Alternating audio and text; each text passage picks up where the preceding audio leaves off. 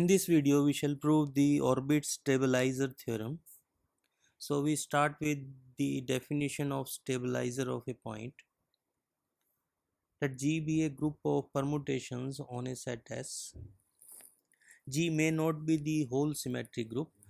It consists of just some permutations on set S. For each symbol I in S, this set, which we call stabilizer of I in G, it consists of those permutations in G which fix I, means phi of I remains I. As an example, consider this group G. It consists of 6 permutations I 1 3 2 4 6 5 7 8, 1 3 2 4 6 5, 1 2 3 into 4 5 6, 1 2 3 into 4 5 6 into 7 8 and 7 8. It consists of 6 permutations and it's a subgroup of symmetric group on 8 symbols. So let us first find out the stabilizer of 1 in G.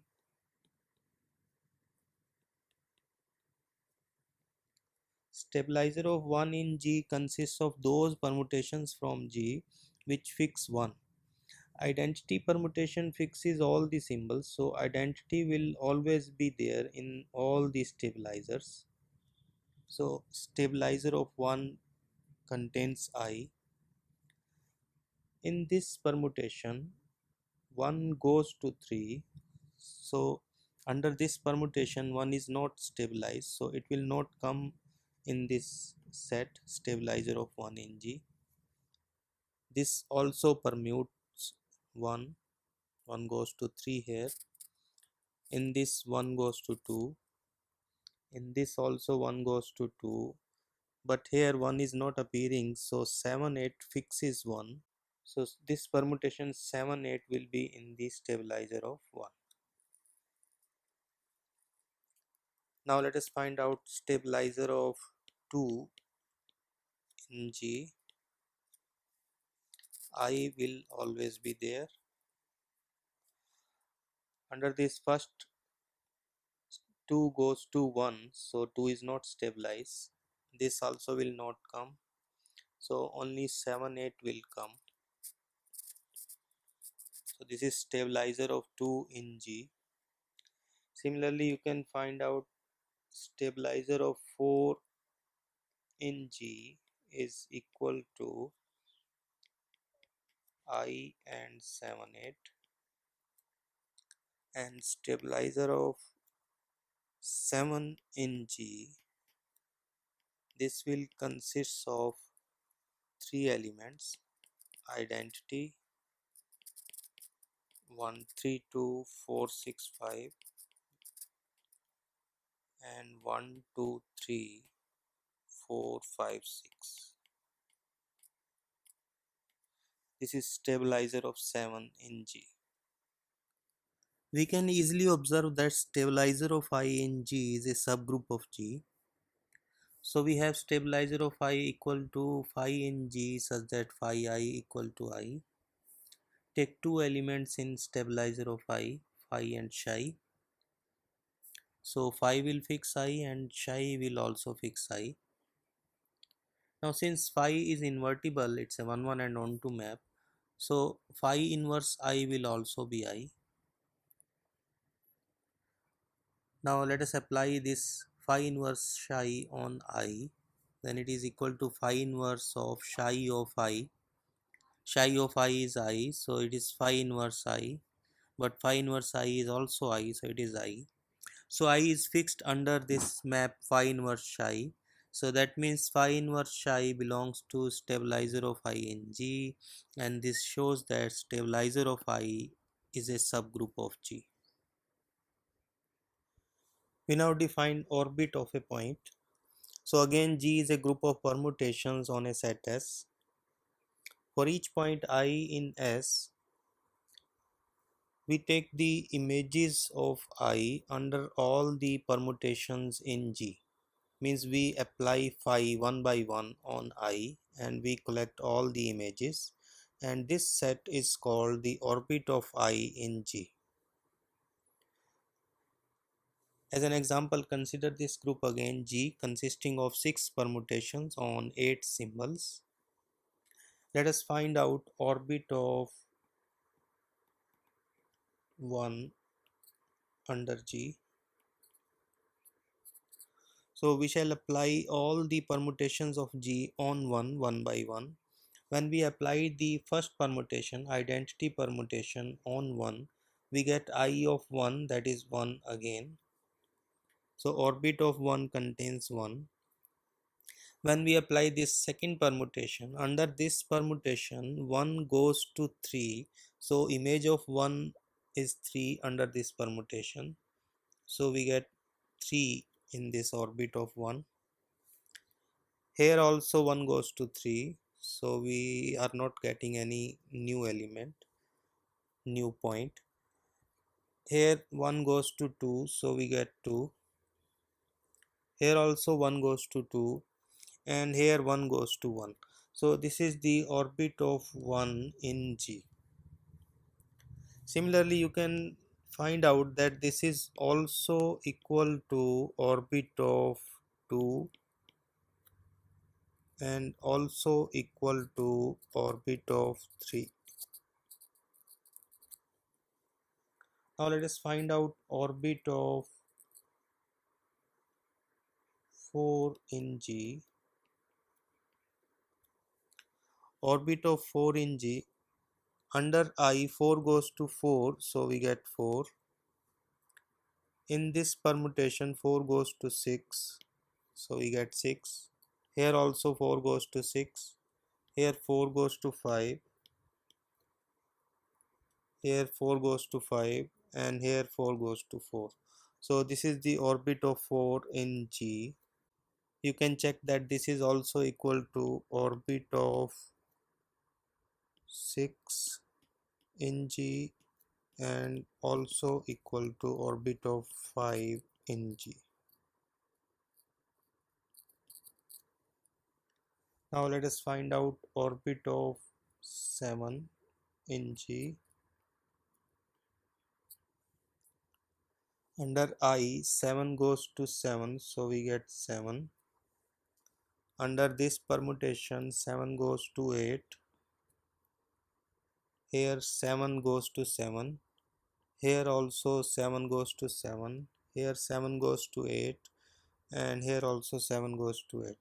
So orbit of 7 consists of only these two elements, 7 and 8.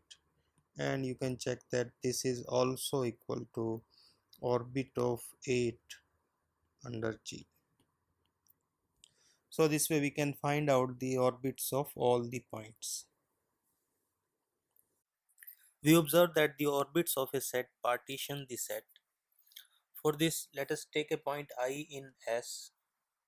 We say that another point J in S is related to I, and write it as J related to I if J is in the orbit of I. That means there exists phi in G such that phi of I is J.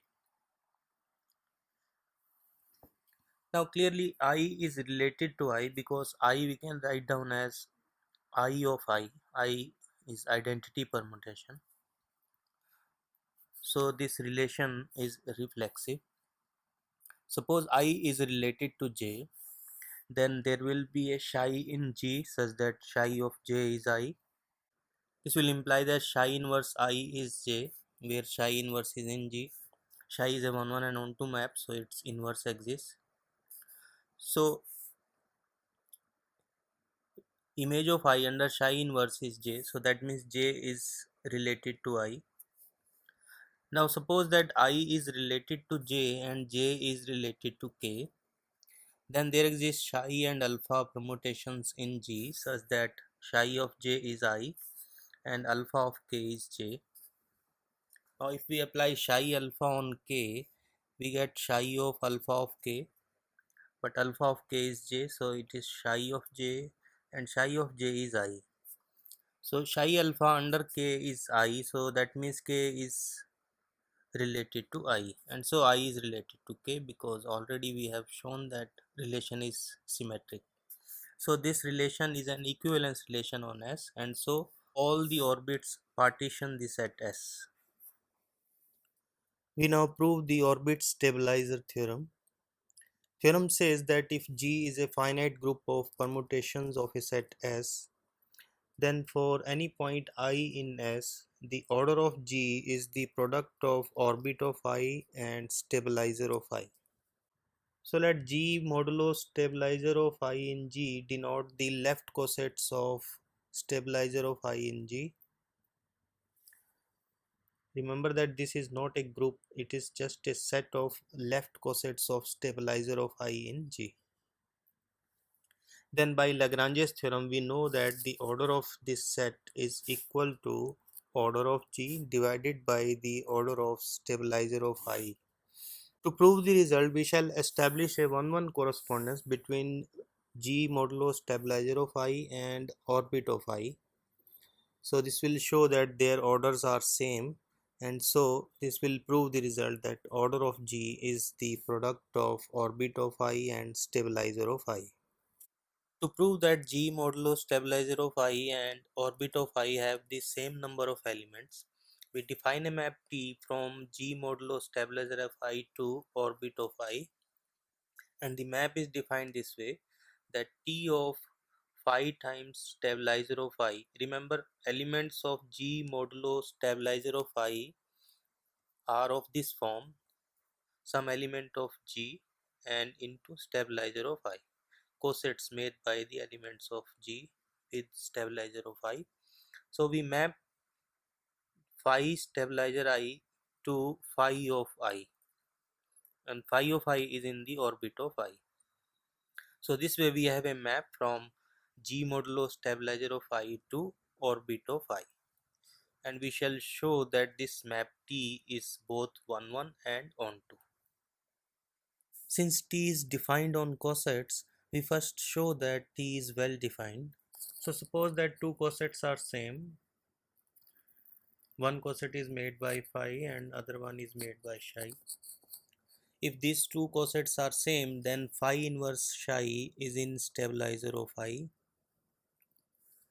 If it is in stabilizer of I, it will stabilize I. So phi inverse psi of I is simply I. Now if we apply phi on both sides, we get phi of phi inverse psi of I equal to phi of I. Phi and phi inverse cancel each other, so we get psi of I equal to phi I. But psi I is image of psi stabilizer I under T, and phi I is image of phi stabilizer I under T. So these two are equal, and this implies that T is well defined. We now show that T is 1-1. The steps in showing T 1-1 are the reverse of the steps in showing T well defined. So suppose T of phi stabilizer I is equal to T of psi stabilizer I. To prove T 1-1, we have to show that phi stabilizer I is same as psi stabilizer I. By definition of T, if these two are equal, then phi I is equal to psi I. This implies psi inverse phi of I is equal to I. So that means psi inverse phi is stabilizing I. So psi inverse phi belongs to stabilizer of I. If this psi inverse phi is in stabilizer of I, then coset made by psi and phi are equal, and this implies that T is 1-1. To show that T is onto, we pick an element J in orbit I. If J is in the orbit of I, then there will be a permutation alpha in G such that alpha of I is J, and T of alpha stabilizer I is simply alpha of I by definition of T, and alpha I is J. So J has this pre-image under T, and this shows that T is onto. This proves the orbit stabilizer theorem.